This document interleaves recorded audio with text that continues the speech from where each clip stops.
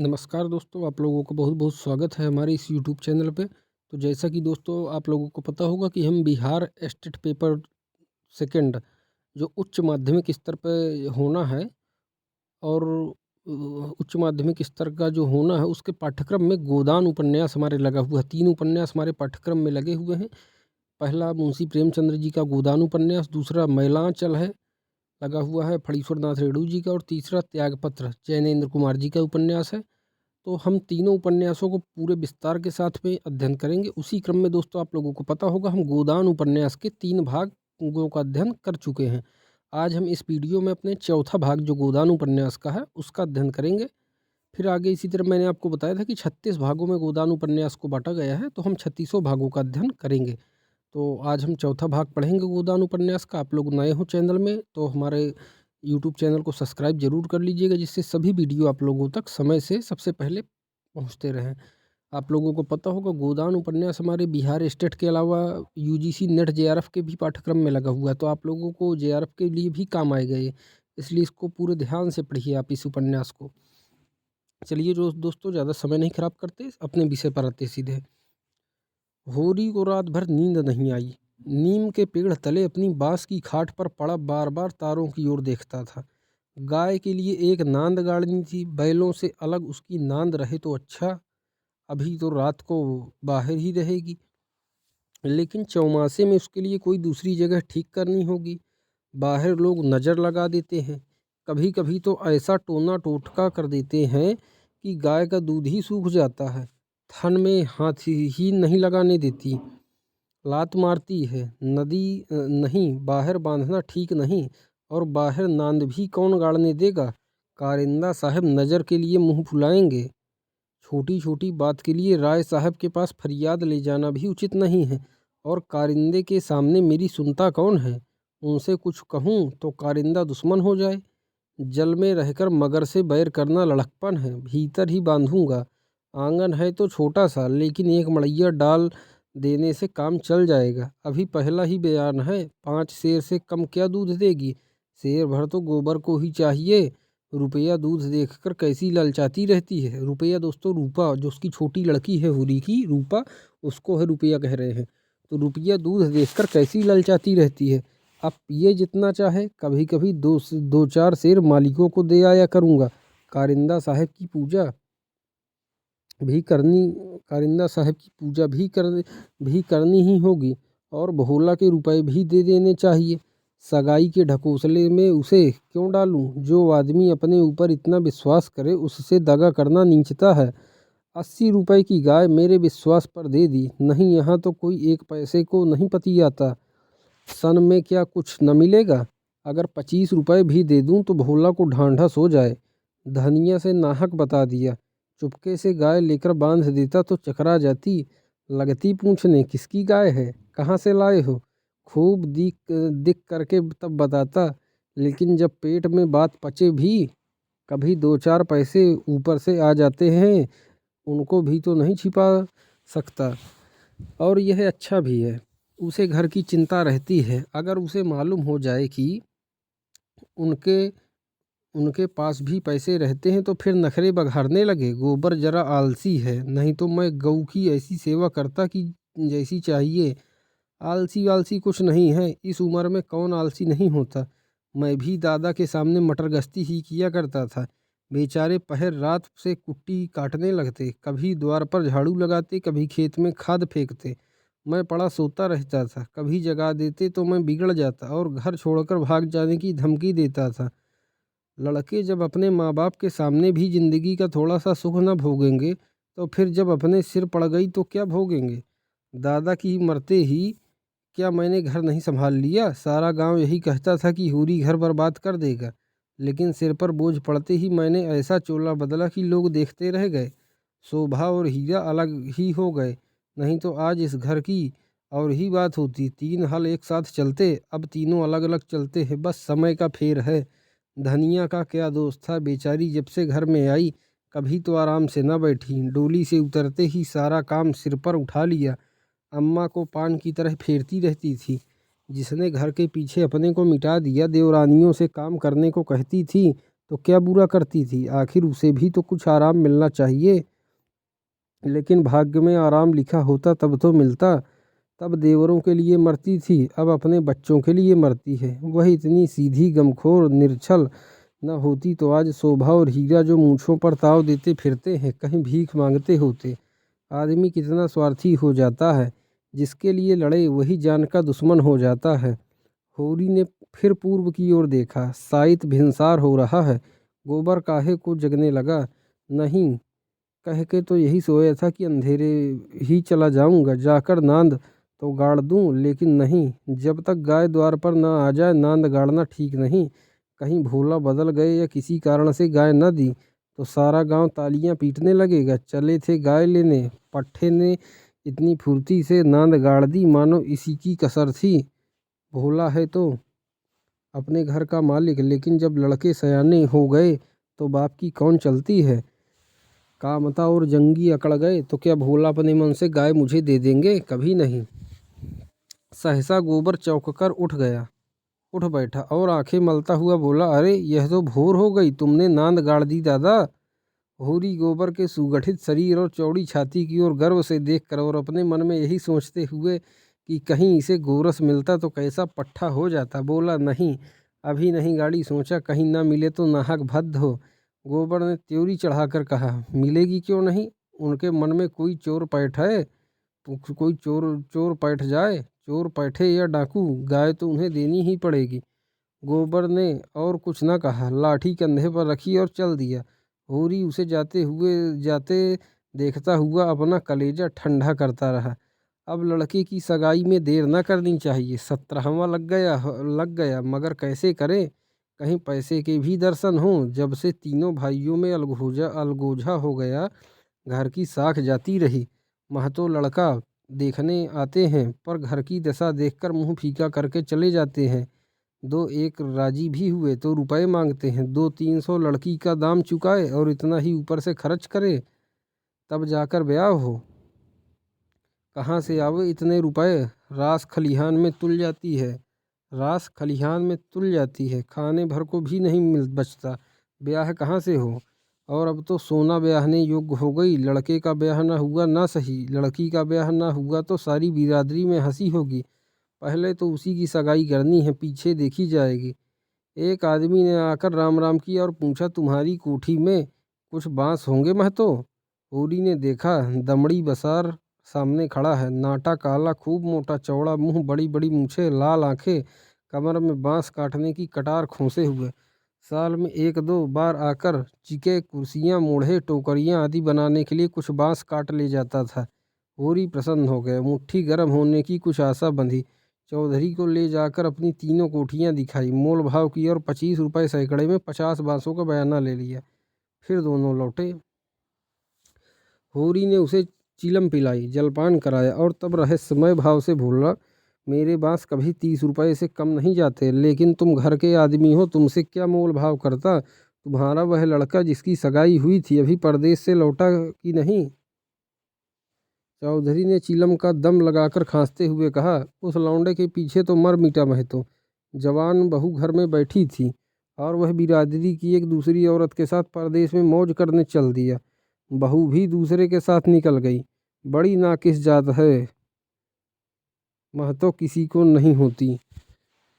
बड़ी नाकिस जात है महतो, किसी की नहीं होती। कितना समझाया कि तू जो चाहे खा, जो चाहे पहन, मेरी नाक न कटवा। मुदा कौन सुनता है।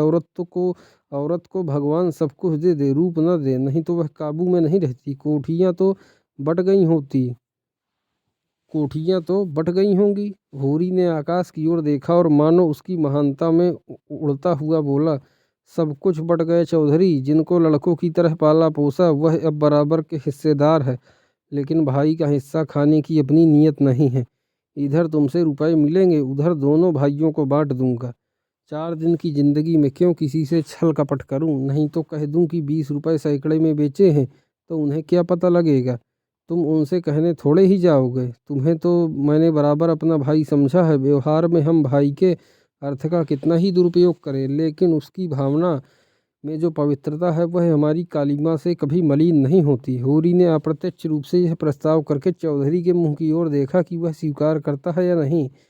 उसके मुख पर कुछ ऐसा मिथ्या विनीत भाव प्रकट हुआ जो भिक्षा मांगते हुए समय मोटे भिक्षुकों पर आ जाता। चौधरी ने होरी का आसन पाकर चाबुक जमाया। हमारा तुम्हारा पुराना भाईचारा है महतो, ऐसी बात है भला, लेकिन बात यह है कि ईमान आदमी बेचता है तो किसी लालच से। 20 रुपये नहीं, मैं 15 रुपये कहूँगा, लेकिन जो 20 रुपये के दाम लो। होरी ने खिसिया कर कहा, तुम तो चौधरी अंधेर करते हो। 20 रुपये में कहीं ऐसे बाँस जाते हैं? ऐसे क्या, इससे अच्छे बाँस जाते हैं 10 रुपये पर। हाँ, 10 कोस और पश्चिम चले जाओ, मोल बाँस का नहीं है, शहर के नगीच होने का है। आदमी सोचता है जितनी देर वहाँ जाने में लगेंगे उतनी देर में तो 2-4 रुपये का काम हो जाएगा। सौदा पड़ गया। चौधरी ने मिर्जई उतार कर धान पर रख दी और बाँस काटने लगा। ऊख की सिंचाई हो रही थी। हीरा की बहू कलेवा लेकर कुएं पर जा रही थी। चौधरी को बाँस काटते देखकर घूंघट के अंदर से बोली, कौन बाँस काटता है? यहाँ बाँस न कटेंगे। चौधरी ने हाथ रोककर कहा, बाँस मोल लिए हैं, 15 रुपये सैकड़े का बयाना हुआ है, सेंत में नहीं काट रहे। हीरा बहू अपने घर की मालकिन थी। उसी के विद्रोह से भाइयों में अलगोजा हुआ था। धनिया को परास्त करके शेर हो गई थी। हीरा कभी कभी उसे पीटता था। अभी हाल में इतना मारा था कि वह कई दिन तक खाट से न उठ सकी, लेकिन अपना पदाधिकार वह किसी तरह न छोड़ती थी। हीरा क्रोध में उसे मारता था, लेकिन चलता था उसी के इशारों पर, उस घोड़े की भांति जो कभी कभी स्वामी को लात मारकर भी उसी के आसन के नीचे चलता है। कलेवे की टोकरी सिर से उतार कर बोली, 15 रुपये में हमारे बाँस न जाएंगे। चौधरी औरत जात से इस विषय में बातचीत करना नीति बुर्द समझते थे। बोले, जाकर अपने आदमी को भेज दो, जो कुछ कहना हो आकर कहे। हीरा बहू का नाम था पुन्नी। तो दोस्तों, आप लोगों को मैं बताना चाहता हूँ, ये जो पुन्नी है, ये दोस्तों जो पुन्नी है, ये हीरा की पत्नी है। और हीरा कौन है? हीरा दोस्तों होरी का छोटा भाई है। हीरा और शोभा, ये होरी 3 भाई थे। सबसे बड़ा हीरा था, उसके बाद नहीं, सबसे बड़ा होरी, हीरा, शोभा, 3 भाई थे। तो हीरा की पत्नी का नाम था पुन्नी। ये क्या कहते हैं, होरी के छोटे भाई की पत्नी है पुन्नी। हीरा बहू का नाम था पुन्नी। बच्चे 2 ही हुए थे, लेकिन ढल गई थी। बनाव श्रृंगार के समय के आघात का शमन करना चाहती थी, लेकिन गृहस्थी में भोजन ही का ठिकाना ना था। श्रृंगार के लिए पैसे कहाँ से आते? इस अभाव और विवशता ने उसकी प्रकृति का जल सुखाकर कठोर और शुष्क बना दिया था, जिस पर एक बार फावड़ा भी उचट जाता था। समीप आकर चौधरी का हाथ पकड़ने की चेष्टा करती हुई बोली, आदमी को क्यों भेज दूँ? जो कुछ कहना हो मुझसे कहो, मैंने कह दिया मेरे बाँस ना कटेंगे। चौधरी हाथ छुड़ाता था और पुन्नी बार बार हाथ पकड़ लेती थी। 1 मिनट तक यही हाथापाई होती रही। अंत में चौधरी ने उसे जोर से पीछे ढकेल दिया। पुन्नी धक्का खाकर गिर पड़ी, मगर फिर संभली और पांव से तल्ली निकालकर चौधरी के सिर, मुंह, पीठ पर अंधाधुंध जमाने लगी। बसोर होकर उसे ढकेल दे। उसका यह अपमान मारती जाती थी और रोती भी जाती थी। चौधरी उसे धक्का देकर नारी जाति पर बल का प्रयोग करके गच्चा खा चुका था। खड़े खड़े मार खाने के सिवा इस संकट से बचने की उसके पास और कोई दवा न थी। पुन्नी का रोना सुनकर होरी भी दौड़ा हुआ आया। पुन्नी ने उसे देखकर और जोर से चिल्लाना शुरू किया। होरी ने समझा चौधरी ने पुनिया को मारा। खून ने जोर से मारा और अलगोजे की ऊंची बांस को तोड़ता हुआ सब कुछ अपने अंदर समेटने के लिए बाहर निकल पड़ा। चौधरी को जोर से एक लात जमा कर बोला, अब अपना भला चाहते हो चौधरी, तो यहाँ से चले जाओ, नहीं तो तुम्हारी लहास उठेगी। तुमने अपने को समझा क्या है? तुम्हारी इतनी मजाल कि मेरी बहू पर हाथ उठाओ। चौधरी कसमें खा खा कर अपनी सफाई देने लगा। तल्लियों की चोट में उसकी अपराधी आत्मा मौन थी। यह लात उसे निरपराध मिली और उसके फूले हुए गाल आंसुओं से भीग गए। उसने तो बहू को छुआ भी नहीं। क्या वह इतना गंवार है कि महतों के घर की औरतों पर हाथ उठाएगा? होरी ने अविश्वास करके कहा, आंखों में धूल मत झोंको चौधरी, तुमने कुछ कहा नहीं तो बहू झूठ मूठ रोती है। रुपए की गर्मी है तो वह निकाल दी जाएगी। अलग हैं तो क्या हुआ, है तो एक खून, कोई तिरछी आंख से देखे तो आंख निकाल ले। पुन्नी चंडी बनी हुई थी। गला फाड़ कर बोली, तूने मुझे धक्का देकर गिरा नहीं दिया, खा जा अपने बेटे की कसम। हीरा को भी खबर मिली कि चौधरी और पुनिया में लड़ाई हो रही है। चौधरी ने पुनिया को धक्का दिया, पुनिया ने तल्लियों से पीटा। उसने पुर वहीं छोड़ा और अवगी लिए घटना स्थल की ओर चला। गांव में अपने क्रोध के लिए प्रसिद्ध था। छोटा ढील गठा हुआ शरीर, आंखें कौड़ी की तरह निकल आई थी और गर्दन की नसें तन गई थी, मगर उसे चौधरी पर क्रोध न था, क्रोध था पुनिया पर। वह क्यों चौधरी से लड़ी, क्यों उसकी इज्जत मिट्टी में मिला दी। बसोर से लड़ने झगड़ने का उसे क्या प्रयोजन था। उसे जाकर हीरा से सारा समाचार कह देना चाहिए था। हीरा जैसा उचित समझता करता। वह उससे लड़ने क्यों गई। उसका बस होता तो वह पुनिया को पर्दे में रखता। पुनिया किसी बड़े से मुंह खोलकर बातें करे, यह उसे असहाय था। वह खुद जितना उद्दंड था, पुनिया को उतना ही शांत रखना चाहता था। जब भैया ने 15 रुपए में सौदा कर लिया तो यह बीच में कूदने वाली कौन। आते ही उसने पुन्नी का हाथ पकड़ लिया और घसीटता हुआ अलग ले जाकर लगा लाते जमाने, हरामजादी तू हमारी नाक कटाने पर लगी हुई है। तू छोटे छोटे आदमियों से लड़ती फिरती है। कितनी पगड़ी नीची होती है बता, एक लात और जमा कर। एक लात और जमा कर। हम तो वहाँ कलेऊ की बाट देख रहे हैं, तू यहाँ लड़ाई ठाने बैठी है। इतनी बेशर्मी, आँख का पानी ऐसा गिर गया खोद कर गाड़ दूंगा। पुन्नी हाय हाय करती जाती थी और कोसती जाती थी। तेरी मिट्टी उठे, तुझे हैजा हो जाए, तुझे मरी आए, देवी मैया तुझे लील जाए, तुझे इन्फ्लुएंजा हो जाए, भगवान करे तू कोढ़ी हो जाए, हाथ पांव कट कट गिरे। और गालियां तो हीरा खड़ा खड़ा सुनता रहा, लेकिन यह पिछली गाली उसे लग गई। हैजा मरी आदि में विशेष कष्ट न था। इधर बीमार पड़े, उधर विदा हो गए, लेकिन कोढ़ यह घिनौनी मौत और उससे भी घिनौना जीवन। वह तिलमिला उठा, दांत पीसता हुआ फिर पुनिया पर झपटा और झोटे पकड़ कर फिर उसका सिर जमीन पर रगड़ता हुआ बोला, हाथ पांव कटकर गिर जाएंगे तो मैं तुझे लेकर चाटूंगा। तू ही मेरे बाल बच्चों को पालेगी, अरे तू ही इतनी बड़ी गिरस्ती चलाएगी। तू तो दूसरा भरतार करके किनारे खड़ी हो जाएगी। चौधरी को पुनिया की इस दुर्गति पर दया आ गई। हीरा को उदारता पूर्वक समझाने लगा, हीरा महतो अब जाने दो, बहुत हुआ क्या हुआ। बहू ने मुझे मारा, मैं तो छोटा नहीं हो गया। धन्य भाग की भगवान ने यह दिन तो दिखाया। हीरा ने चौधरी को डांटा, तुम चुप रहो चौधरी, नहीं तो मेरे क्रोध में पड़ जाओगे तो बुरा होगा। औरत जात इसी तरह बकती है। आज तो तुमसे लड़ गई, कल को दूसरों से लड़ जाएगी। तुम भले मानस हो, हंसकर टाल गए, दूसरा तो बर्दाश्त न करेगा। कहीं उसने भी हाथ छोड़ दिया तो कितनी आबरू रह जाएगी बताओ।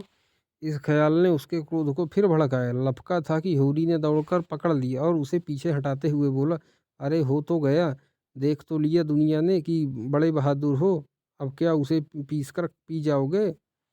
हीरा अब भी बड़े भाई का अदब करता था, सीधे सीधे न लड़ता था। चाहता तो एक झटके में अपना हाथ छुड़ा लेता, लेकिन इतनी बेअदबी न कर सका। चौधरी की ओर देखकर बोला, अब खड़े क्या ताकते हो, जाकर अपने बांस काटो, मैंने सही कर दिया। 15 रुपए सैकड़े में तय है। कहाँ तो पुन्नी रो रही थी, कहाँ झमक कर उठी और अपना सिर पीट कर बोली, लगा दे घर में आग, मुझे क्या करना है। भाग फूट गया कि तुम जैसी कसाई के पाले पड़ी, लगा दे घर में आग। उसने कलेव की टोकरी वहीं छोड़ दी और घर की ओर चली। हीरा गरजा, वहाँ कहाँ जाती है, चल कुएं पर, नहीं तो खून पी जाऊंगा। पुनिया के पांव रुक गए। इस नाटक का दूसरा अंक न खेलना चाहती थी। चुपके से टोकरी उठाकर रोती हुई कुएं की ओर चली। हीरा भी पीछे पीछे चला। होरी ने कहा, अब फिर मार धाड़ न करना, इससे औरत बेशर्म हो जाती है। धनिया ने द्वार पर आकर हाँक लगाई, तुम वहाँ खड़े खड़े क्या तमाशा देख रहे हो, कोई तुम्हारी सुनता भी है, यूं ही शिक्षा दे रहे हो। उस दिन इसी बहू ने तुम्हें घूंघट की आड़ में दाढ़ी जार कहा था, भूल गए। बहुरिया होकर पराए मर्दों से लड़ेगी तो डांटी न जाएगी। होरी द्वार पर आकर नटखटपन के साथ बोला, और जो मैं इसी तरह तुझे मारूं, क्या कभी मारा नहीं है, जो मारने की साध बनी हुई है। इतनी बेदर्दी से मारता तो तू घर छोड़कर भाग जाती। पुनिया बड़ी गमखोर है। ओहो, ऐसे ही तो बड़े दर्द वाले हो, अभी तक मार का दाग बना हुआ है। हीरा मारता है तो दुलारता भी है। तुमने खाली मारना सीखा, दुलार करना सीखा ही नहीं। मैं ही ऐसी हूँ कि तुम्हारे साथ निवाह हुआ। अच्छा रहने दो, बहुत अपना बखान न कर। तू ही रूठ रूठ कर नैहर भागती थी।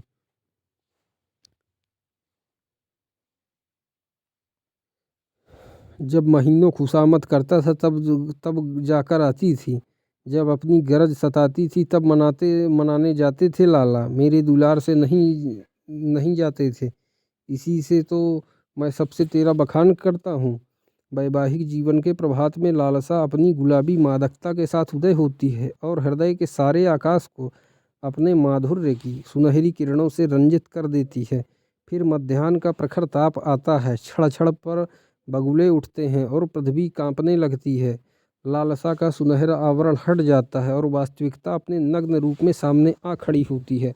उसके बाद विश्राममय संध्या आती है, शीतल और शांत। जब हम थके हुए पथिकों की भांति दिन भर की यात्रा का वृत्तांत कहते और सुनते हैं, तटस्थ भाव से, मानो हम किसी ऊंचे शिखर पर जा बैठे हैं जहाँ नीचे का जनरव हम तक नहीं पहुँचता। धनिया ने आंखों में रस भरकर कहा, चलो चलो बड़े बखान करने वाले, जरा सा कोई काम बिगड़ जाए तो गर्दन पर सवार हो जाते हो। हूरी ने मीठे उल्हाने के साथ कहा, ले अब यही तेरी बेइंसाफी मुझे अच्छी नहीं लगती। धनिया, भोला से पूछ, मैंने उनसे तेरे बारे में क्या कहा था? धनिया ने बात बदल कर कहा, देखो गोबर गाय लेकर आता है कि खाली हाथ? चौधरी ने पसीने में लथपथ आकर कहा, महतो चलकर बांस गिन लो, कल ठेला लाकर उठा ले जाऊंगा। हूरी ने बांस गिनने की जरूरत ना समझी। चौधरी ऐसा आदमी नहीं है, फिर एकाध बांस बेसी ही काट लेगा तो क्या, रोज ही तो मंगनी बांस कटते रहते हैं। सहालगों में तो मंडप बनाने के लिए लोग दर्जनों बांस काट ले जाते हैं। चौधरी ने 7.5 रुपये निकाल कर उसके हाथ में रख दिए। चौधरी ने 7.5 रुपये निकाल कर उसके हाथ में रख दिए। हूरी ने गिनकर कहा, और निकालो, हिसाब से 2.5 और होते हैं। 7.5 ढाई। हूरी ने गिनकर कहा, और निकालो, हिसाब से 2.5 और होते हैं। चौधरी ने बेमुरव्वती से कहा, 15 रुपये में तय हुए हैं कि नहीं? 15 रुपये में नहीं, 20 रुपये में। हूरी, हीरा महतो ने तुम्हारे सामने 15 रुपये कहे थे, कहो तो बुला लाऊं। तय तो 20 रुपये में ही हुए थे। चौधरी, अब तुम्हारी जीत है, जो चाहो कहो। 2.5 रुपये निकलते हैं। तुम तुम दो तुम 2 ही दे दो। मगर चौधरी कच्ची गोलियां न खेला था, अब उसे किसका डर? हूरी के मुंह में तो ताला पड़ा हुआ था, क्या कहे, माथा ठोक कर रह गया। बस इतना बोला, यह अच्छी बात नहीं है चौधरी। 2 रुपये दबाकर राजा ना हो जाओगे। 2 रुपये दबाकर राजा ना हो जाओगे। चौधरी तीक्ष्ण स्वर में बोला, और तुम क्या भाइयों के थोड़े से पैसे दबाकर राजा हो जाओगे? 2.5 रुपये पर अपना ईमान बिगाड़ रहे थे, उस पर मुझे उपदेश देते हो? अभी पर्दा खोल दूं तो सिर नीचा हो जाए। हूरी पर जैसे सैकड़ों जूते पड़ गए। चौधरी तो रुपए सामने जमीन पर रखकर चला गया, पर वह नीम के नीचे बैठा बड़ी देर तक पछताता रहा। वह कितना लोभी और स्वार्थी, इसका उसे आज पता चला। चौधरी ने 2.5 रुपये दे दिए होते तो वह खुशी से कितना फूल उठता। अपनी चालाकी को सराहता कि बैठे बैठाए 2.5 रुपये मिल गए। ठोकर खाकर ही तो हम सावधानी के साथ पग उठाते हैं। धनिया अंदर चली गई थी, बाहर आई तो रुपए जमीन पर पड़े देखे, गिनकर बोली, और रुपए क्या हुआ, 10 न चाहिए? हूरी ने लंबा मुंह बनाकर कहा, हीरा ने 15 रुपये में दे दिए तो मैं क्या करता? हीरा 5 रुपये में दे दे, हम नहीं देते इन दामों। वहाँ मारपीट हो रही थी, मैं बीच में क्या बोलता? हूरी ने अपनी पराजय अपने मन में ही डाल ली, जैसे कोई चोरी से आम तोड़ने के लिए पेड़ पर चढ़े और गिर पड़ने पर धूल झाड़ता हुआ उठ खड़ा हो कि कोई देख न ले। जीत कर आप अपनी धोखेबाजियों की डींग मार सकते हैं, जीत से सब कुछ माफ है। हार की लज्जा तो पी जाने की ही वस्तु है। धनिया पति को फटकारने लगी, ऐसे सुअवसर उसे बहुत कम मिलते थे। हूरी उससे बहुत चतुर था, पर आज बाजी धनिया के हाथ में थी। हाथ मटका कर बोली, क्यों ना हो, भाई ने 15 रुपये कह दिए तो तुम कैसे टोकते? अरे राम राम, लाडले भाई का दिल छोटा हो जाता कि नहीं? फिर फिर जब इतना बड़ा अनर्थ हो रहा था कि लाडली बहू के गले पर छुरी चल रही थी, तो भला तुम कैसे बोलते? उस वक्त कोई तुम्हारा सरबस लूट लेता तो भी तुम्हें सुध न होती। हूरी चुपचाप सुनता रहा, मिनका तक नहीं। झुंझुलाहट हुई, क्रोध आया, खून खौला, आंख जली, दांत पीसे, लेकिन बोला नहीं। चुपके से कुदाल उठाई और ऊख गोड़ने चला। धनिया ने कुदाल छीन कर कहा, क्या अभी सवेरा है जो गोड़ने चले? सूरज देवता माथे पर आ गए, नहाने धोने जाओ, रोटी तैयार है। हूरी ने घुन्ना कर कहा, मुझे भूख नहीं है। धनिया ने जल्ले पर नून छिड़का। हाँ, काहे को भूख लगेगी, भाई ने बड़े बड़े लड्डू खिला दिए हैं ना। भगवान ऐसे सपूत भाई सबको दे। होरी बिगड़ा क्रोध अब रस्सियाँ तुड़ा रहा था। तू आज मार खाने पर लगी हुई है। धनिया ने नकली विनय का नाटक करके कहा, क्या करूं, तुम दुलार ही इतना करते हो कि मेरा सिर फिर गया है। तू घर में रहने देगी कि नहीं? घर तुम्हारा मालिक तुम, मैं भला कौन होती हूँ तुम्हें घर से निकालने वाली। होरी आज धनिया से किसी तरह पेश नहीं पा सकता। उसकी अकल जैसे कुंद हो गई। इन व्यंग बाणों के रोकने के लिए उसके पास कोई ढाल नहीं है। धीरे से कुदाल रख दी और गमछा लेकर नहाने चला गया। लौटा कोई आध घंटे मगर गोबर अभी तक न आया था। अकेले कैसे भोजन करे। लौंडा वहां जाकर सो रहा। भोला की वह मदमाती छोकरी नहीं है दुनिया, उसके साथ हंसी दिल लगी कर रहा होगा। कल भी तो उसके पीछे लगा हुआ था। नहीं गाय दी तो लौट क्यों नहीं आया? क्या वहाँ ढई देगा? धनिया ने कहा, अब खड़े क्या हो, गोबर सांझ को आएगा। होरी ने और कुछ ना कहा। कहीं धनिया फिर से कुछ कह बैठे। भोजन करके नीम की छाह में लेटा रहा। रूपा रोती हुई आई, नंगे बदन, एक लंगोटी लगाए, झबरे बाल इधर उधर बिखरे हुए। होरी की छाती पर लौट गई। उसकी बड़ी बहन सोना कहती है, गाय आएगी तो उसका गोबर मैं पाथूंगी। रूपा यह नहीं बर्दाश्त कर सकती। सोना ऐसी कहाँ की बड़ी रानी है कि सारा गोबर आप पाथ डालें। रूपा उससे किस बात में कम है? सोना रोटी पकाती है तो क्या रूपा बर्तन नहीं मांजती? सोना पानी लाती है तो क्या रूपा कुएं पर रस्सी नहीं ले जाती? सोना तो कलसा भरकर इठलाती चली आती है, रस्सी समेटकर रूपा ही लाती है। गोबर दोनों साथ पाथती है। सोना खेत गोड़ने जाती है तो क्या रूपा बकरी चराने नहीं जाती? फिर सोना क्यों अकेली गोबर पाथेगी? यह अन्याय रूपा कैसे सहे? होरी ने उसके भोलेपन पर मुग्ध होकर कहा, नहीं, गाय का गोबर तू पाथना। सोना गाय के पास जाए तो भगा देना। रूपा ने पिता के गले में हाथ डालकर कहा, दूध भी मैं ही दूंगी। हाँ हाँ, तू ना दुहेगी तो और कौन दुहेगी? वह मेरी गाय होगी। हाँ, 16 आने तेरी। रूपा प्रसन्न होकर अपनी विजय का शुभ समाचार पराजिता सोना को सुनाने चली गई। गाय मेरी होगी, उसका दूध मैं दूंगी, उसका गोबर मैं पाथूंगी, तुझे कुछ ना मिलेगा। सोना उम्र से किशोरी, देह के गठन में युवती और बुद्धि से बालिका थी। जैसे उसका यौवन उसे आगे खींचता था, बालपन पीछे। यौवन आगे खींच रहा था, बालपन पीछे, मतलब बीच में थी। किशोरावस्था और बाल्यावस्था की बीच में थी। कुछ बातों में इतनी चतुर की ग्रेजुएट युवतियों को पढ़ाए, कुछ बातों में इतनी अल्हड़ की शिशुओं से भी पीछे। लंबा रूखा किंतु प्रसन्न मुख, थोड़ी नीचे को खिंची हुई, आंखों में एक प्रकार की तृप्ति, न केसों में तेल, न आंखों में काजल, न देह पर कोई आभूषण। जैसी गृहस्थी के भार ने यौवन को दबाकर बौना कर दिया हो।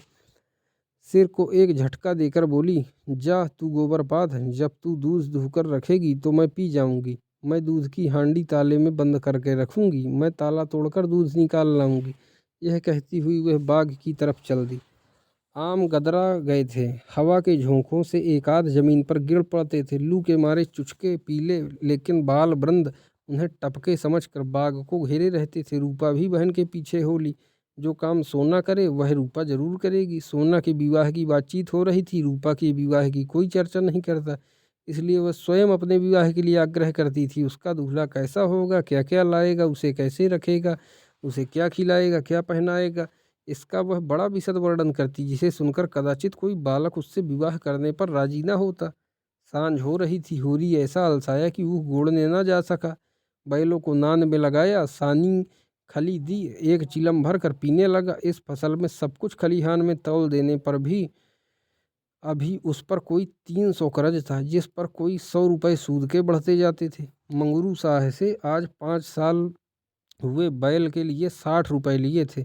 उसमें 60 दे चुका था, पर वह 60 रुपये ज्यों के त्यों बने हुए थे। दाता दीन पंडित से 30 रुपये लेकर आलू बोए थे।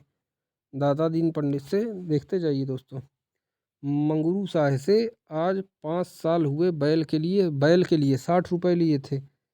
उसके 60 दे चुका था, पर वह 60 रुपये ज्यों के त्यों बने हुए थे। दाता दीन पंडित से 30 रुपये लेकर आलू बोए थे। आलू तो चोर खोद ले गए और उस 30 के इन 3 वर्षों में 100 हो गए। दुलारी विधवा सहुआइन थी जो गांव में नून तेल तमाखू की दुकान रखे हुए थी। बंटवारे के समय उससे 40 रुपये लेकर भाइयों को देना पड़ा था। उसके भी लगभग 100 रुपये हो गए थे, क्योंकि आने रुपये का ब्याज था। लगान के भी अभी 25 रुपये बाकी पड़े थे और दशहरे के दिन शगुन के रुपयों का भी कोई प्रबंध करना था। बांसों के रुपये बड़े अच्छे समय पर मिल गए।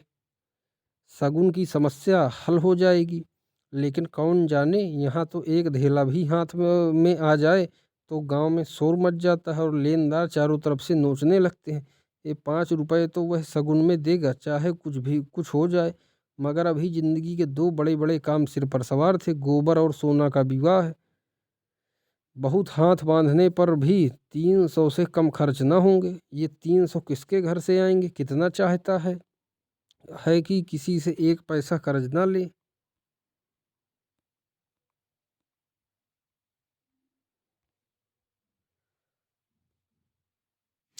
जिसका आता है उसका पाई पाई चुका दे, लेकिन हर तरह का कष्ट उठाने पर भी गला नहीं छूटता। इसी तरह सूद बढ़ता जाएगा और एक दिन उसका घर द्वार सब नीलाम हो जाएगा। उसके बाल बच्चे निराश्रय होकर भीख मांगते फिरेंगे।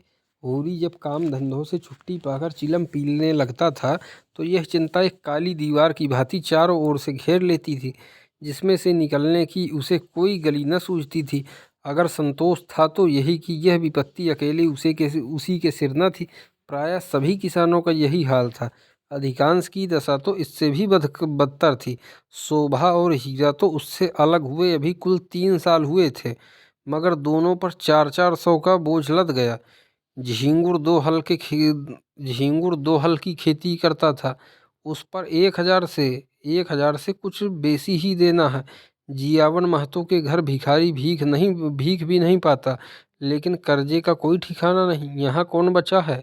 सहसा सोना और रूपा दोनों दौड़ी हुई आई और एक साथ बोली, भैया गाय ला रहे हैं। आगे आगे गाय, पीछे पीछे भैया हैं। रूपा ने पहले गोबर को आते देखा था। यह खबर सुनाने की सुर्ख रुई उसे मिलनी चाहिए। सोना बराबर की हिस्सेदार हुई जाती है, यह उससे कैसे सहा जाता।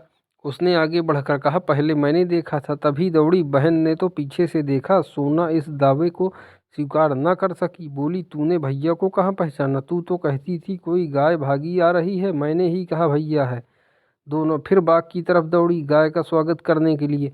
धनिया और होरी दोनों गाय बांधने का प्रबंध करने लगे। होरी बोला, चलो जल्दी से नांद गाड़ दें। धनिया के मुख पर जवानी चमक उठी थी। नहीं, पहले थाली में थोड़ा सा आटा और गुड़ घोल कर रख दें। बेचारी धूप में चली होगी, प्यासी होगी। तुम जाकर नांद गाड़ो, मैं घोलती हूँ। कहीं एक घंटी पड़ी थी, उसे ढूंढ ले, उसके गले में बांधेंगे। सोना कहाँ गई? सहुआइन की दुकान से थोड़ा सा काला डोरा मंगवा लो। गाय को नज़र बहुत लगती है। आज मेरे मन की बड़ी भारी लालसा पूरी हो गई। धनिया अपने हार्दिक उल्लास को दबाए रखना चाहती थी। इतनी बड़ी संपदा अपने साथ कोई नई बाधा न लाए, यह शंका उसके निराश हृदय में कंपन डाल रही थी। आकाश की ओर देखकर बोली, गाय के आने का आनंद तो जब है कि उसका पौरा भी अच्छा हो। भगवान के मन की बात है। मानो वह भगवान को भी धोखा देना चाहती थी। भगवान को भी दिखाना चाहती थी कि इस गाय के आने से उसे इतना आनंद नहीं हुआ कि ईसालू भगवान सुख का पलड़ा ऊंचा करने के लिए कोई नई विपत्ति भेज दें। वह अभी आटा घोल ही रही थी कि गोबर गाय को लिए बालकों के एक जुलूस के साथ द्वार पर पहुंचा। होरी दौड़कर गाय के गले से लिपट गया। धनिया ने आटा छोड़ दिया और जल्दी से एक पुरानी साड़ी का काला किनारा फाड़कर गाय के गले में बांध दिया। होरी श्रद्धा विह्वल नेत्रों से गाय को देख रहा था, मानो साक्षात देवी जी ने घर में पदार्पण किया हो। आज भगवान ने यह दिन दिखाया कि उसका घर गऊ के चरणों से पवित्र हो गया। यह सौभाग्य न जाने किसके पुण्य प्रताप से। धनिया ने भयातुर होकर कहा, खड़े क्या हो, आंगन में नांद गाड़ दो। आंगन में जगह कहाँ है? बहुत जगह है, मैं तो बाहर ही गाड़ता हूँ। पागल न बनो, गाँव का हाल जानकर भी अनजान बनते हो। अरे बित्ते भर के आंगन में गाय कहाँ बंधेगी भाई? जो बात नहीं जानते उसमें टांग मत अड़ाया करो। संसार भर की विद्या तुम ही नहीं पढ़े हो। होरी सचमुच आपे में न था। गऊ उसके लिए केवल भक्ति और श्रद्धा की वस्तु नहीं, सजीव संपत्ति भी थी। वह उससे अपने द्वार की शोभा और अपने घर का गौरव बढ़ाना चाहता था। वह चाहता था कि लोग गाय को द्वार पर बंधे देखकर पूछे, यह किसका घर है? लोग कहें होरी महतो का, तभी लड़की वाले भी उसकी विभूति से प्रभावित होंगे। आंगन में बंधी तो कौन देखेगा। धनिया इसके विपरीत सशंक थी। वह गाय को 7 पर्दों के अंदर छिपा कर रखना चाहती थी। अगर गाय 8 पहर कोठरी में रह सकती तो शायद वह उसे बाहर न निकलने देती। यूं हर बात में होरी की जीत होती थी। वह अपने पक्ष पर अड़ जाता था और धनिया को दबना पड़ता था। लेकिन आज धनिया के सामने होरी की एक न चली। धनिया लड़ने पर तैयार हो गई। गोबर, सोना और रूपा सारा घर होरी के पक्ष में था, पर धनिया ने अकेले सबको परास्त कर दिया। आज उसमें एक विचित्र आत्मविश्वास और होरी में एक विचित्र विनय का उदय हो गया था। मगर तमाशा कैसे रुक सकता था। गाय डोली में बैठकर तो आई न थी। कैसे संभव था कि गांव में इतनी बड़ी बात हो जाए और तमाशा न लगे। जिसने सुना सब काम छोड़कर देखने दौड़ा। यह मामूली देसी गऊ नहीं है। भोला के घर से 80 रुपए में आई है। होरी 80 रुपए क्या देगा, 50-60 रुपए में लाए होंगे। गांव के इतिहास में 50-60 रुपए की गाय का आना भी अभूतपूर्व बात थी। बैल तो 50 रुपए के भी आए, 100 के भी आए, लेकिन गाय के लिए इतनी बड़ी रकम किसान क्या खाके खर्च करेगा। यह तो ग्वालों ही का कलेजा है कि अंजुलियां रुपए रुपए गिन आते हैं। गाय क्या है, साक्षात देवी का रूप है। दर्शकों और आलोचकों का तांता लगा हुआ था और होरी दौड़ दौड़ कर सबका सत्कार कर रहा था। इतना विनम्र, इतना प्रसन्नचित्त वह कभी ना था। 70 साल के बूढ़े पंडित दाता दीन लठिया टेकते हुए आए और पोपले मुंह से बोले, कहाँ हो होरी, तनिक हम भी तुम्हारी गाय देख लें, सुना बड़ी सुंदर है। होरी ने दौड़कर पालागन किया और मन में अभिमानमय उल्लास का आनंद उठाता हुआ बड़े सम्मान से पंडित जी को आंगन में ले गए। महाराज ने गऊ को अपनी पुरानी अनुभवी आंखों से देखा। सींगे देखी, थन देखा, पुट्ठा देखा और घनी सफ़ेद भौहों के नीचे छिपी हुई आंखों में जवानी की उमंग भरकर बोले, कोई दोष नहीं है बेटा। बाल भौरी सब ठीक। भगवान चाहेंगे तो तुम्हारे भाग खुल जाएंगे। ऐसे अच्छे लक्षण हैं कि वाह, बस रातिब न कम होने पाए।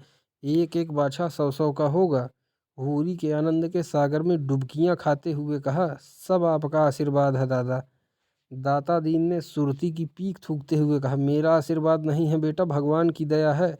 यह सब प्रभु की दया है। रुपए नगद दिए। होरी ने बेपर की उड़ाई। अपने महाजन के सामने भी अपनी समृद्धि प्रदर्शन का ऐसा अवसर पाकर वह कैसे छोड़े।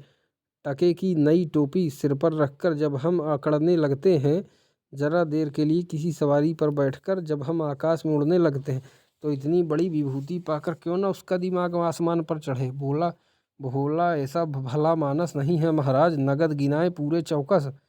अपने महाजन के सामने यह डींग मारकर होरी ने नादानी तो की थी, पर दाता दीन के मुख पर असंतोष का कोई चिन्ह न दिखाई दिया।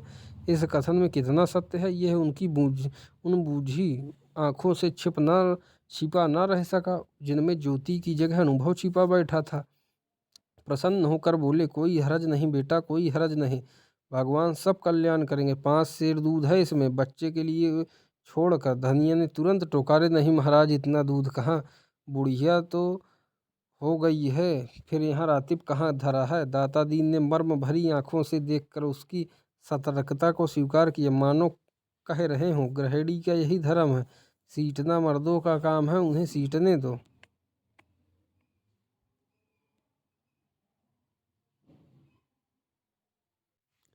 फिर रहस्य भरे स्वर में बोले, बाहर ना बांधना, इतना कह देते हैं। धनिया ने पति की ओर विजयी आंखों से देखा, मानो कह रही हो, लो अब तो मानोगे। दाता दीन से बोली, नहीं महाराज, बाहर क्या बांधेंगे, भगवान दे तो इसी आंगन में 3 गाय और बंध सकती हैं। सारा गांव गाय देखने आया। नहीं आए तो शोभा और हीरा, जो अपने सगे भाई थे। होरी के हृदय में भाइयों के लिए अब भी कोमल स्थान था। वह दोनों आकर देख लेते तो प्रसन्न हो जाते, तो उसकी मनोकामना पूरी हो जाती। सांझ हो गई। दोनों पुर लेकर लौट आए।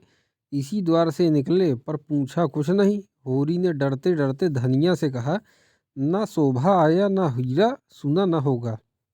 धनिया बोली, तो यहाँ कौन उन्हें बुलाने जाता है। तू बात तो समझती नहीं, लड़ने के लिए तैयार रहती है। भगवान ने जब यह दिन दिखाया है तो हमें सिर झुकाकर चलना चाहिए। आदमी को अपने आदमी को अपने संगों के मुँह से अपनी भलाई बुराई सुनने की जितनी लालसा होती है, बाहर वालों के मुँह से नहीं। फिर अपने भाई लाख बुरे हों, हैं तो अपने भाई ही। अपने हिस्से बखरे के लिए सभी लड़ते हैं, पर इससे खून थोड़ी ही बढ़ जाता है। दोनों को बुलाकर दिखा देना चाहिए, नहीं तो कहेंगे गाय लाए हमसे कहा तक नहीं। धनिया ने नाक सिकोड़ कर कहा, मैंने तुमसे 100 बार 1000 बार कह दिया, मेरे मुंह पर भाइयों का बखान न किया करो। उनका नाम सुनकर मेरी देह में आग लग जाती है। सारे गांव ने सुना, क्या उन्होंने ना सुना होगा? कुछ इतनी दूर भी तो नहीं रहते, सारा गांव देखने आया। उन्हीं के पाँव में मेहंदी लगी हुई थी, मगर आए कैसे? जलन हो रही होगी कि इसके घर गाय आ गई, छाती फटी जाती होगी। दिया बत्ती का समय आ गया था। धनिया ने जाकर देखा तो बोतल में मिट्टी का तेल न था। बोतल उठाकर तेल लेने चली गई। पैसे होते तो रूपा को भेजती, उधार लाना था। कुछ मुंह देखी करेगी, कुछ लल्लो चप्पो करेगी, तभी तो तेल उधार मिलेगा। होरी ने रूपा को बुलाकर प्यार से गोद में बैठाया और कहा, जरा जाकर देख हीरा काका आ गए कि नहीं। शोभा काका को भी देखती या ना, कहना दादा ने तुम्हें बुलाया है, ना आए हाथ पकड़कर खींच लाना। रूपा ठुनक कर बोली, छोटी काकी मुझे डांटती है। काकी के पास क्या करने जाएगी? फिर शोभा बहू तो तुझे प्यार करते हैं। शोभा काका मुझे चिढ़ाते हैं, कहते हैं मैं ना कहूँगा। क्या कहते हैं बता? चिढ़ाते हैं, क्या कहकर चिढ़ाते हैं? कहते हैं तेरे लिए मूस पकड़ रखा है, ले जा भून कर खा ले। हीरा के अंतःस्थल में गुदगुदी हुई। तू कहती नहीं पहले तुम खा लो तो मैं खाऊंगी। अम्मा मने करती है, कहती है उन लोगों के घर ना जाया करो। तू अम्मा की बेटी है कि दादा की? रूपा ने उसके गले में हाथ डालकर कहा, अम्मा की, और हंसने लगी। तो फिर मेरी गोद से उतर जा, आज मैं तुझे अपनी थाली में ना खिलाऊंगा। घर में एक ही फूल की थाली थी, होरी उसी थाली में खाता था। थाली में खाने का गौरव पाने के लिए रूपा होरी के साथ खाती थी। इस गौरव का परित्याग कैसे करे? हुमक कर बोली, अच्छा तुम्हारी, तो फिर मेरा कहना मानेगी कि अम्मा का? तुम्हारा तो जाकर हीरा और शोभा को खींच ला, और जो अम्मा बिगड़े अम्मा से कहने कौन जाएगा? रूपा कूदती हुई हीरा के घर चली।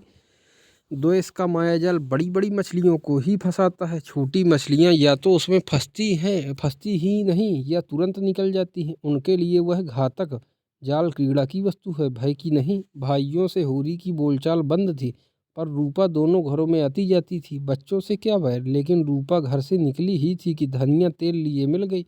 उससे पूछा, सांझ की बेला कहाँ जाती है, चल घर। रूपा माँ को प्रसन्न करने के प्रलोभन को न रोक सकी। धनिया ने डांटा, चल घर, किसी को बुलाने नहीं जाना है। रूपा का हाथ पकड़े हुए वह घर आई और होरी से बोली, मैंने तुमसे 1000 बार कह दिया, मेरे लड़कों को किसी के घर न भेजा करो। किसी ने कुछ करा दिया तो मैं तुम्हें लेकर चाटूंगी। ऐसा ही बड़ा प्रेम है तो आप क्यों नहीं जाते? अभी पेट नहीं भरा, जान पड़ता है। होरी नांद जमा रहा था, हाथों में मिट्टी लपेटे हुए अज्ञान का अभिनय करके बोला, किस बात पर बिगड़ती है भाई? यह तो अच्छा नहीं लगता कि अंधे कुकर की तरह हवा को भूखा करे। धनिया को कुप्पी में तेल डालना था, इस समय झगड़ा न बढ़ाना चाहती थी। रूपा भी लड़कों में जा मिली। पहर रात से ज़्यादा जा चुकी थी, नांद गड़ चुकी थी, सानी और खली डाल दी गई थी। गाय मनमारे उदास बैठी थी, जैसे कोई बधू ससुराल आई हो। नांद में मुंह तक न डालती थी। होरी और गोबर खाकर आधी आधी रोटियां उसके लिए लाए, पर उसने सूंघा तक नहीं। मगर यह कोई नई बात न थी, जानवरों को भी बहुधा घर छूट जाने का दुख होता है। होरी बाहर खाट पर बैठकर चिलम पीने लगा, तो फिर भाइयों की याद आई। नहीं, आज इस शुभ अवसर पर वह भाइयों की उपेक्षा नहीं कर सकता। उसका हृदय वह विभूति पाकर विशाल हो गया था। भाइयों से अलग हो गया है तो क्या हुआ, उनका दुश्मन तो नहीं है।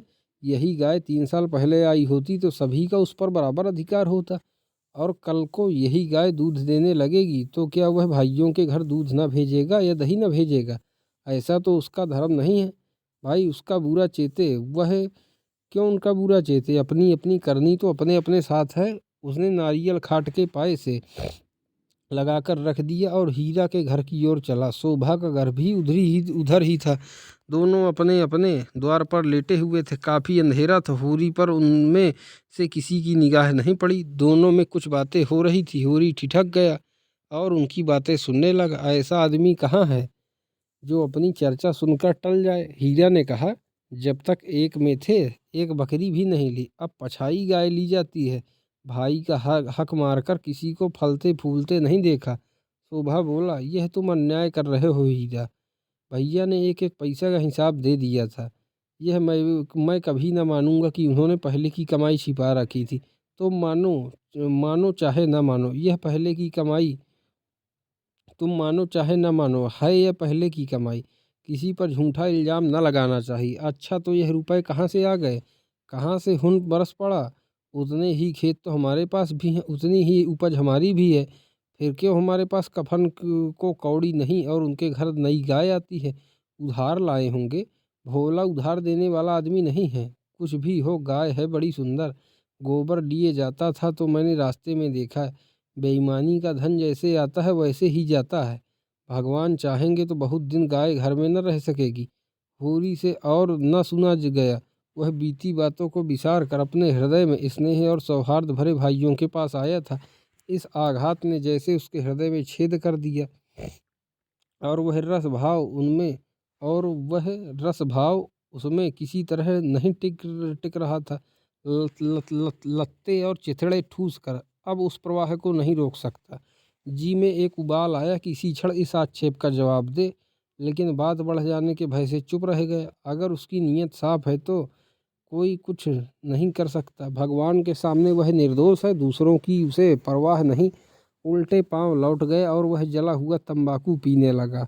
लेकिन जैसे वह विष प्रतिक्षण उसकी धमनियों में फैलता जाता था। उसने सो जाने का प्रयास किया पर नींद न आई। बैलों के पास जाकर उन्हें सहलाने लगा। विष शांत न हुआ। दूसरी चीलम भरी, लेकिन उसमें भी कुछ रस न था। विष ने जैसे चेतना को आक्रांत कर दिया हो। जैसे नशे में चेतना एकांगी हो जाती है, जैसे फैला हुआ पानी एक दिशा में बहकर वेगवान हो जाता है, वही मनोवृत्ति उसकी हो रही थी। उसी उन्माद की दशा में वह अंदर गया। अभी द्वार खुला हुआ था। आंगन में एक किनारे चटाई पर लेटी हुई धनिया सोना से देह दबवा रही थी और रूपा, जो रोज सांझ होते ही सो जाती थी, आज खड़ी गाय का मुंह सहला रही थी। होरी ने जाकर गाय को खूंटे से खोल दिया और द्वार की ओर ले चला।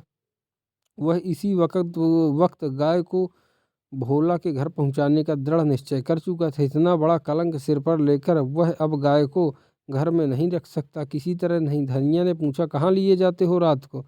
होरी ने एक पग बढ़ाकर कहा, ले जाता हूँ, भोला के घर लौटा दूंगा। धनिया को विस्मय हुआ, उठकर सामने आ गई और बोली, लौटा क्यों दोगे? लौटाने के लिए ही लाए थे। हाँ, इसके लौटा देने में ही कुशल है। क्यों, क्या बात क्या है? इतने अरमान से लाए और अब लौटाने जा रहे हो? क्या भोला रुपए मांगते हैं? नहीं। भोला यहाँ कब आया? तो फिर क्या बात हुई? क्या करोगी पूछ कर? धनिया ने लपक कर पगहिया उसके हाथ से छीन ली। उसकी चपल बुद्धि ने जैसे उड़ती हुई चिड़िया पकड़ ली। बोली, तुम्हें भाइयों का डर हो तो जाकर उसके पैरों पर गिरो। मैं किसी से नहीं डरती। अगर हमारी बढ़ती देखकर किसी की छाती फटती है तो फट जाए, मुझे परवाह नहीं है। होरी ने विनीत स्वर में कहा, धीरे धीरे बोल महारानी, कोई सुने तो कहे ये सब इतनी रात गए लड़ रहे हैं। मैं अपने कानों से क्या सुन आया हूँ तू क्या जाने। यहाँ चर्चा हो रही है कि मैंने अलग होते समय रुपए दबा लिए थे और भाइयों को धोखा दिया था। यही रुपए अब निकल रहे हैं। हीरा कहता होगा, सारा गांव कह रहा है, हीरा को क्यों बदनाम करूं? सारा गांव नहीं कह रहा है, अकेला हीरा कह रहा है। मैं अभी जाकर पूछती हूँ ना कि तुम्हारे बाप कितने रुपए छोड़कर मरे थे। दाढ़ी जारों के पीछे हम बर्बाद हो गए, सारी जिंदगी मिट्टी में मिला दी, पाल पोस कर बड़ा किया, और अब हम बेईमान हैं। मैं कह देती हूँ, अगर गाय घर के बाहर निकली तो अनर्थ हो जाएगा। रख लिए हमने रुपए, दबा लिए, बीच खेत दबा लिए। डंके की चोट कहती हूँ, मैंने हंडे भर असरफियाँ छिपा ली। हीरा और शोभा और संसार को जो करना है कर लें, क्यों ना रुपए रख लें। दो दो संडों का ब्याह नहीं किया, गौना नहीं किया। होरी सिरपिटा गया। धनिया ने उसके हाथ से पगहिया छीन लिया और गाय को खूंटे से बांधकर द्वार की ओर चली। होरी ने उसे पकड़ना चाहा पर वह बाहर जा चुकी थी। वहीं सिर थाम कर बैठ गया।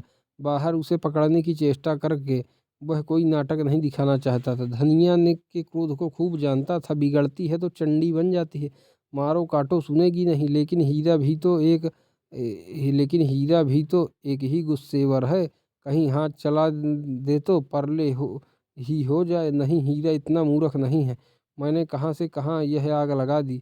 उसे अपने आप पर क्रोध आने लगा। बात मन में रख लेता तो क्यों यह टंटा खड़ा होता।